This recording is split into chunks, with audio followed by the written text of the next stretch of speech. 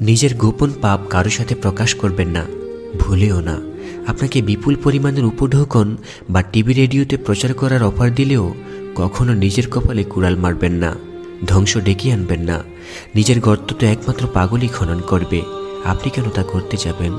যে পাপটা রাতের আধারে করেছেন, যেটার ব্যাপারে কেউ জানে না, সেটা সেভাবেই রেখে দিন।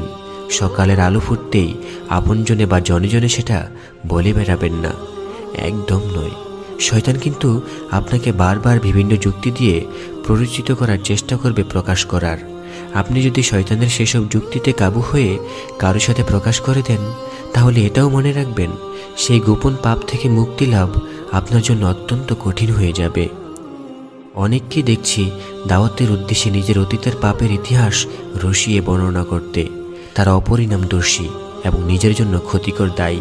যে নিজের লাভ বুঝে না, সে আর যাই বুঝুক বুদ্ধিমান নয়। এমন নির্বুদ্ধিতা থেকে পানা চাওয়া উচিত।